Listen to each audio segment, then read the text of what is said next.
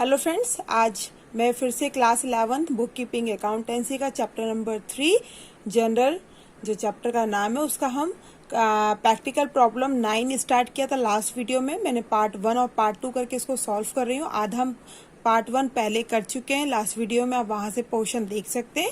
बचा हुआ क्वेश्चन का पार्ट हम पार्ट 2 में यहाँ पे करने जा रहे हैं। तो हमने जो लास्ट वीडियो में मैंने आपको जो ट्रांजेक्शन नंबर है 17 तक हमने ऑलरेडी कर लिया है। आज करेंगे ट्रांजेक्शन नंबर 20 कह रहे हैं sold half of the goods purchase on 9th April at 20% profit and 28% GST. देखिए यहाँ पे जो बोल रहे हैं कि 9th अप्रैल को, यानी कि 9th अप्रैल को, देखिए ये वाली दिस वन, इसमें कह रहे हैं जो गुड्स किया था 2 लाख का, है ना, तो उस पर कह रहे हैं कि 20% प्रॉफिट पर हमको इसको सेल आउट किया है, हाफ अमाउंट को। यानी कि जो ये देखो, मैं आपको इसमें वर्किंग में करके बताती हूँ। जो 9th अप्रैल में जो 2 लाख का हमने जो गुड्स परचेज किया था उसका हाफ, उसका क्या कर रहे हैं, हाफ, यानी कि 1 लाख रुपीस। ठीक है, 1 लाख रुपीस पे का कह रहे हैं कि 20% प्रॉफिट ऐड करके, यानी कि 20% का प्रॉफिट ऐड होगा। यानी कि आप निकाल सकते हैं 1 लाख का 20% हम निकालेंगे तो कितना आ जाएगा, 2 जीरो से ये 1 जीरो इसका कटा, 1 जीरो इसका कटा, तो 10,000 इंटू 2 आ जाएगा आपका 20,000। यानी कि 1 lakh plus 20,000 equal two is 1,20,000। यानी कि आपने जो 9th अप्रैल में जो 2 लाख का जो गुड्स परचेज किया था उसका हाफ, यानी कि 1 लाख का हमने गुड्स परचेज सेल आउट किया है 20% के प्रॉफिट पे, यानी कि 1 लाख के गुड्स को हमने 1,20,000 पे सेल आउट किया है। ये हो गया इसका वर्किंग। तो चलिए अब आगे इसकी एंट्री करते हैं। सबसे पहले हम क्या करेंगे, यहाँ पे हम डेट डाल देंगे। डेट दी हुई है 20।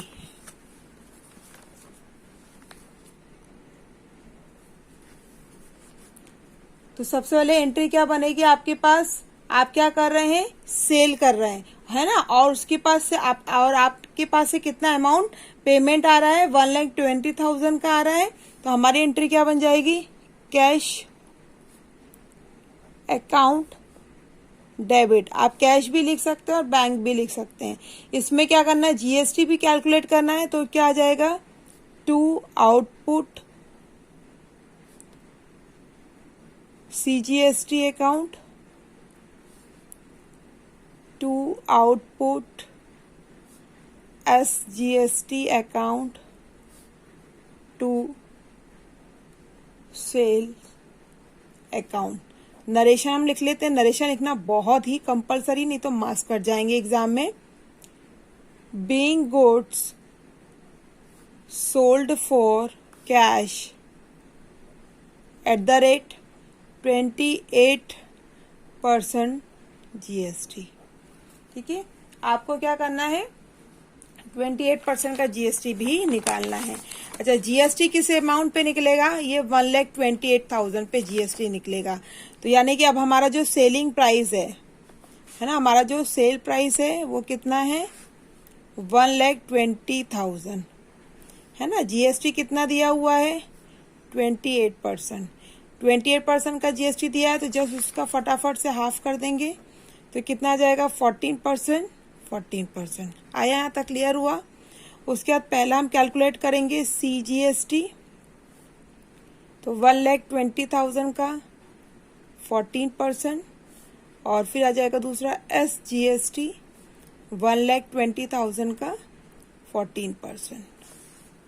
इसको हम कैलकुलेट करेंगे तो हमारा जो जीएसटी है वो कितना आएगा, 16,800, 16,800। इसको यानी कि जो सेल प्राइस है इन तीनों को हम क्या कर देंगे, ऐड करेंगे। तो हमारा टोटल कितना आएगा, 1,53,600। आया यहाँ तक, क्लियर हुआ इसका वर्किंग। अब हम इसकी एंट्री कर लेते हैं। तो हमारे पास जो कैश आ रहा है ना, ये देखिए कैश कितना आ रहा है, 1,53,600 600, 1,53,600 का। जीएसटी कितनी आ जाएगी?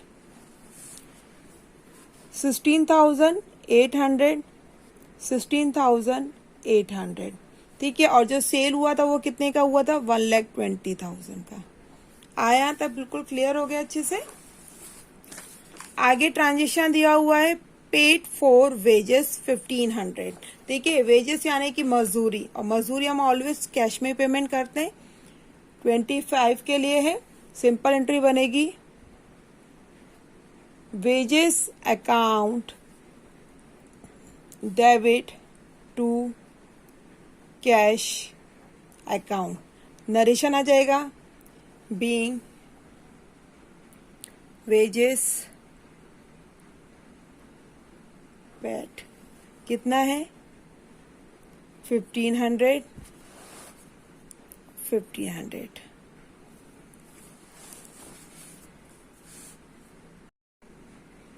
अगला ट्रांजिशन है 25 के लिए।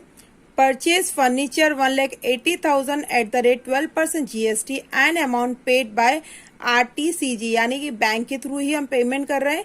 इसमें स्पेशल बताया कि हम क्या परचेज कर रहे हैं? फर्नीचर। तो फर्नीचर अकाउंट क्या हो जाएगा? डेबिट हो जाएगा, और उसमें जीएसटी भी हमको कैलकुलेट करना है। तो हमारा क्या हो जाएगा? Furniture account debit to input GST, input CST, ठीक है, और टू बैंक आ जाएगा। तो चलिए अब इसकी एंट्री बनाते हैं और फिर कैलकुलेशन भी करते हैं। डेट आ जाएगी अगेन 25। क्या दिया हुआ है? Furniture, purchase furniture. हम चाहें तो परचेज भी लिख सकते हैं, लेकिन यहाँ पे बताया कि क्या परचेज, एसेट का नाम दिया है फर्नीचर, इसलिए हम क्या लिखेंगे? फर्नीचर।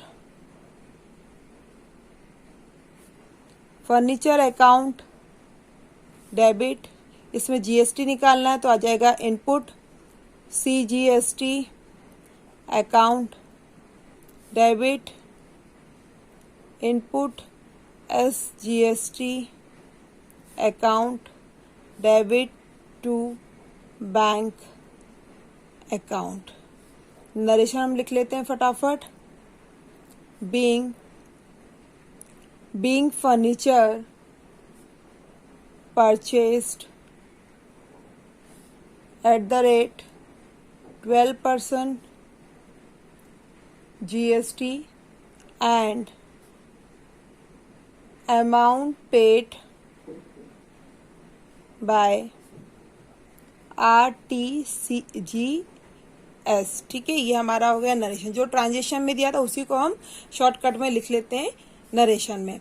चलिए तो इसका कैलकुलेशन करते हैं। कैलकुलेशन करने के लिए सबसे पहले जो फर्नीचर दिया हुआ है 25 के लिए, और आपको वर्किंग नोट जरूर देना एग्जाम में भी, तो हमारा क्या हो जाएगा? ये फर्नीचर, ठीक है। फर्नीचर कितने का दिया हुआ है? 1,80,000, ठीक है।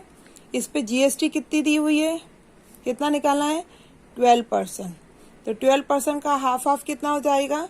6% एंड 6%, ठीक है, जस्ट हाफ कर देना है। अब निकालेंगे सीजीएसटी 1,80,000 का 6%, ठीक है। तो 1,80,000 का 6% आ जाएगा 10,800, और दूसरा है एसजीएसटी 1,80,000 का 6%, ये भी आ जाएगा 10,800। तो इन तीनों का हम जब टोटल करेंगे तो हमारा अमाउंट आएगा 2,01,600। ये हमारा क्या जाएगा? टोटल अमाउंट आया आपको। फर्नीचर कितने का था? 1,80,000 का। उस पे जीएसटी पेमेंट कर रहे हैं 12% की, तो हाफ यानी कि 6% किसको जाएगा? सीजीएसटी यानी कि सेंट्रल गवर्नमेंट को, और एसजीएसटी यानी कि स्टेट गवर्नमेंट को। दोनों को हम 10,800 का पेमेंट करेंगे, यानी कि जो हमारा फर्नीचर था वो जो 1,80,000 का था उसकी वैल्यू बढ़ के 2,01,600 हो गई। हमारा फाइनल पेमेंट है। तो अब हम इसकी एंट्री कर देते हैं अमाउंट की। तो जो हमारा अमाउंट है वो कितने का था? फर्नीचर कितने का था? 1,80,000 का। हमारा ये देखिए निकाला भी है इसमें मैंने। हमारा जीएसटी कितना आ जाएगा? 10,800, 10,800। पेमेंट बैंक के थ्रू कितना जाएगा? 2,01,600। आया? बिल्कुल जैसे हम करते जा रहे हैं वैसे उसकी एंट्री भी सेम करते जाना है। तो अगला ट्रांजेक्शन हम देखते हैं। अगला ट्रांजेक्शन दिया है 28। इसमें क्या कह रहे हैं? Sold on old furniture of ₹20,000 for ₹12,000। हमने इसमें जो हमारा एक पुराना फर्नीचर है जिसकी वैल्यू कितने की थी? 20,000 की, यानी कि 20,000 के फर्नीचर को हमने कितने में सेल आउट कर दिया? 12,000 में। यानी कि हमको सीधा सीधा लॉस हो रहा है इसमें 8,000 का। 12,000 के चीज को हमने 20,000 की चीज को हमने 12,000 में सेल आउट कर दिया, यानी कि हमें 8,000 का लॉस हो रहा। तो इसकी एंट्री लिख लेते हैं पहले। तो सबसे पहले हम लिखते हैं 28। ट्रांजेक्शन नंबर 28 है। हमारे पास क्या आएगा जब हम सेल आउट करेंगे कुछ चीज? तो हमारे पास क्या आएगा? कैश आएगा। Cash account debit.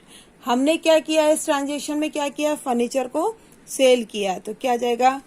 To furniture account. कितने का फर्नीचर था? 20,000 का।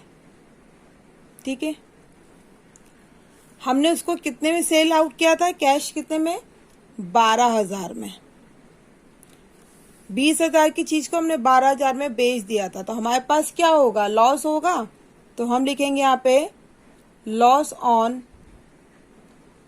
Cell of furniture account debit. जैसा जैसा क्वेश्चन में बोला जा रहा है वैसी वैसा सेम लिखना है। तो कितने का हो जाएगा? 8,000 का। 20,000 माइनस 12,000 के 20,000 माइनस 12,000 इक्वल टू 8,000 का हमको लॉस हो जाएगा। नरेशन हम यहाँ पे लिख देंगे बीइंग ओल्ड फर्नीचर सोल्ड। बहुत ही सिंपल से है। अगला ट्रांजेक्शन दिया हुआ है ट्रांजेक्शन नंबर 30।